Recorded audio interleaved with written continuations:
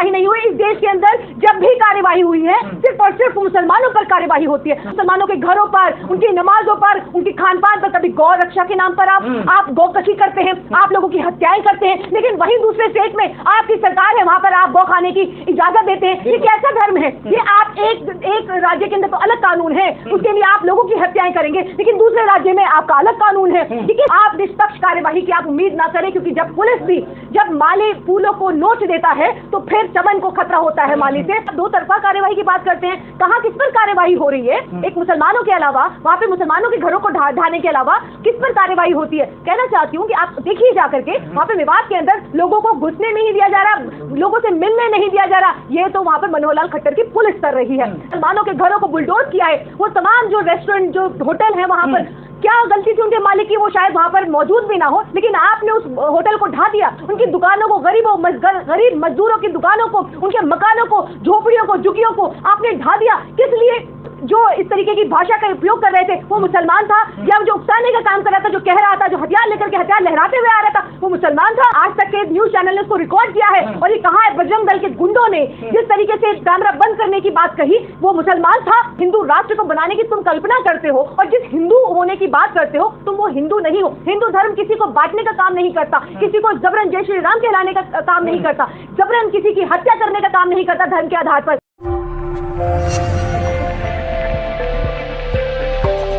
हमारे साथ है सुप्रीम कोर्ट के एडवोकेट अरफा खानम जी, क्या कहेंगे जिस तरह से माहौल बनाया गया हरियाणा में, मेवात में, नूह में, और उसके बाद बुलडोजर मुसलमानों के पर? देखिए, जिस तरीके से इस यात्रा के पीछे जो मकसद था, धर्म का चोला पहन करके ये यात्रा निकाली गई, हथियारों को लेकर के मैं पूछना चाहती हूँ कि यात्रा के अंदर हथियारों का क्या काम है? हथियारों से लैस होकर के जिस तरीके से यात्रा निकाली जाती है, ये राजनीतिक यात्रा है। क्योंकि आप अगर इसको धार्मिक रूप देना चाहते हैं कि धर्म के नाम पर, क्योंकि आपको मालूम है कि अगर देश के अंदर अगर कोई इकट्ठा हो सकता है, पब्लिक को आप बरगला सकते हैं और एक मेजोरिटी को आप बरगला सकते हैं, तो कैसे धर्म के नाम पर बरगला सकते हैं? लोग देश के नाम पे इकट्ठे हो सकते हैं, धर्म के नाम पे इकट्ठे हो सकते हैं, लेकिन यहाँ पर जिस तरीके से धर्म का चोला पहन करके ये यात्रा निकाली जाती है और फिर उसके बाद उस यात्रा के अंदर यात्रा का मकसद क्या होता है? यात्रा का मकसद साफ है, राजनीतिक मकसद होता है कि किस तरीके से उस धर्म के नाम पर किस तरीके से राजनीति को की आड़ में हिंदू मुसलमान किया जाए। और फिर इसके बाद आप देखिए कि सब जगह एक ही पैटर्न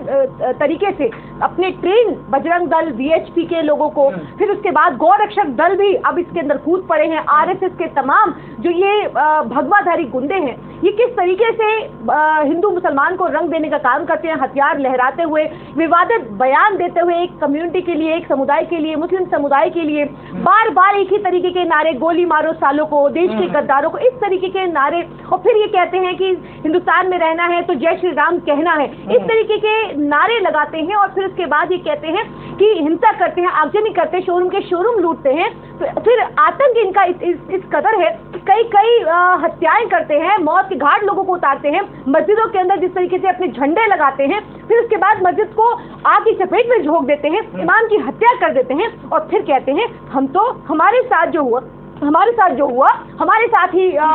शोभा यात्रा के नाम पे, धर्म के नाम पर मुसलमान जो है वो पत्थरबाजी कर रहा है। तो आप ये समझिए किस तरीके से ये कार्ड खेला जा रहा है हिंदू मुसलमान, क्योंकि 2024 का चुनाव जो है वो सिर्फ और सिर्फ इसी पर लड़ना है कि भाजपा के पास मुद्दा नहीं है, भाजपा के पास सिर्फ हिंदू और मुसलमान करने के अलावा और कोई रास्ता नहीं है। इसीलिए जगह जगह प्रायोजित तरीके से इस तरीके के दंगे कराए जाए। तमाम मुद्दों के बाद जो कुछ हुआ, उसके बाद जिस तरह से जाट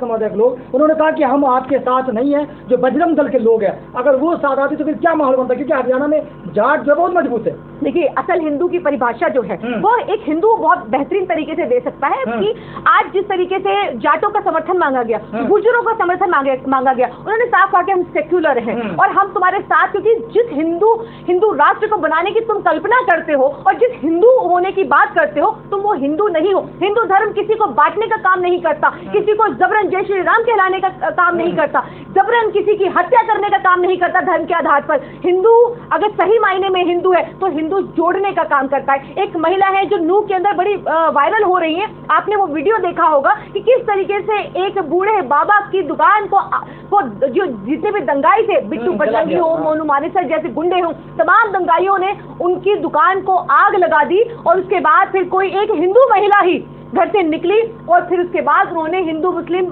भाईचारे की मिसाल देते हुए उनकी दुकान दोबारा से उनको जो है एक बना करके उसके अंदर तमाम सामान लेकर के उनको दिया और ये कहा और साथ और उस पे मैसेज दिया, वो है असल हिंदू, उन्हें कहते हैं हिंदू। ये दंगाई जो धन के नाम पर लोगों को मारने काटने का और फिर इस तरीके के विवादित बयान देने का काम करते हैं, ये हिंदू कतई नहीं हो सकते। क्योंकि हिंदू की परिभाषा अगर आप लेना चाहते हैं तो उस महिला से योगिता नाम है, उस महिला को देखिए और फिर आपको पता चलेगा कि वो महिला जो है वो हिंदू है या हिंदू कैसा होता है। अगर देखना है तो उस महिला को देखिए और सलाम करती हूँ उस महिला को, उस महिला के साहस को सलाम करती हूँ जिस तरीके से उन्होंने मेवात में जाकर के उन तमाम लोगों की मदद करने का आह्वान किया है और ये कहा है कि हम और भी लोगों की मदद करेंगे। ये होता है असली हिंदू। लेकिन तमाम बातों के अलावा लेकिन जिस तरह से बातें कही गई कि मुसलमानों के घर पर ही बुलडोजर चल रहा है, लेकिन सरकार कह रही है कि दो तरफा कार्रवाई है, हिंदुओं के घर पर चलाया जा रहा, कुछ ऐसे वीडियोज आ रहे हैं कहा जा रहा है कि हिंदू की दुकानों पर भी चलाया गया, तो एक तरफा कार्रवाई नहीं है। देखिए कार्यवाही का की अगर हम बात करें तो हमने देखा है कि किस तरीके से इसको पूरे ये जो हिंसा हुई है, हिंसा को क्या रंग देने की कोशिश की है सरकार ने। पहले मनोहर लाल खट्टर का क्या बयान आता है कि पहले वो कहते हैं कि हम जो है सबको प्रोटेक्शन नहीं दे सकते, पुलिस सबको प्रोटेक्शन नहीं दे सकती, पहले तो वो ये बयान देते हैं। फिर दूसरी तरफ जो है वो दुष्यंत चौटाला ये कहते हैं, साफ तौर से दंगाइयों की बात करते हैं कि इसके अंदर जो कौन आरोपी है, लेकिन उन तमाम आरोपी आप दो तरफा कार्यवाही की बात करते हैं, कहाँ किस पर कार्यवाही हो रही है। एक मुसलमानों के अलावा वहां पे मुसलमानों के घरों को ढाने के अलावा किस पर कार्यवाही होती है। कहना चाहती हूँ कि आप देखिए जाकर के वहां पे मेवात के अंदर लोगों को घुसने नहीं दिया जा रहा, लोगों से मिलने नहीं दिया जा रहा, ये तो वहां पर मनोहर लाल खट्टर की पुलिस कर रही है जिस तरीके से, क्योंकि वो नहीं चाहती कि असली मेवात और नूह का सच बाहर आए। इसीलिए जब कांग्रेस का प्रतिनिधिमंडल गया वहां पर तो किसी को मिलने नहीं दिया गया। आखिर क्यों, किस बात का डर है, क्यों नहीं मिलने देना चाहते आप, क्या बाहर आएगा, किस बात का डर है कि सारा जो वहां पे नूह के अंदर जो हिंसा हुई है, जो आपने मुसलमानों के घरों को बुलडोज किया है, वो तमाम जो रेस्टोरेंट जो होटल है वहां पर क्या गलती थी उनके मालिक की, वो शायद वहां पर मौजूद भी ना हो, लेकिन आपने उस होटल को ढा दिया, उनकी दुकानों को, गरीब मजदूरों की दुकानों को, उनके मकानों को, झोपड़ियों को, झुग्गियों को आपने ढा दिया। किस लिए? क्या इस दंगे के अंदर वो जो इस तरीके की भाषा का उपयोग कर रहे थे वो मुसलमान था, या जो उकसाने का काम कर रहा था, जो कह रहा था, जो हथियार लेकर के हथियार लहराते हुए आ रहा था, वो मुसलमान था? पूछना चाहती हूँ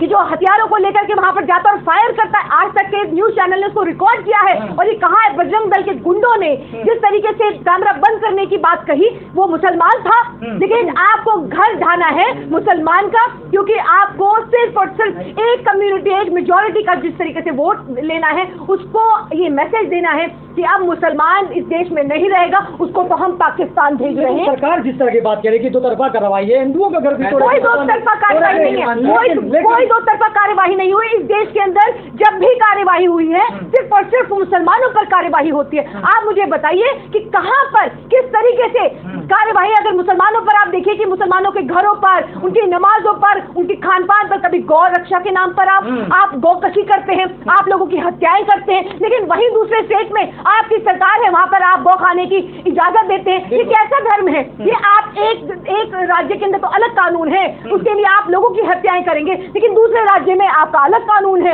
ये किस तरीके से? आप यूसीसी की बात करते हैं, आप कैसे यूसीसी लाएंगे? आप कहते हैं एक देश एक कानून, लेकिन यहाँ पर अलग अलग राज्य में अलग अलग कानून चल रहा है। आप कहते हैं एक देश एक कानून, लेकिन यहाँ पर आप दो तरफा कार्यवाही, कभी आप यहाँ पर आप निष्पक्ष कार्यवाही की आप उम्मीद ना करें, क्योंकि जब माली फूलों को नोच देता है तो फिर चमन को खतरा होता है माली से। और जब जिस तरीके से सरकार अगर निकम्मी हो जाए तो देश को खतरा होता है उन नेताओं से।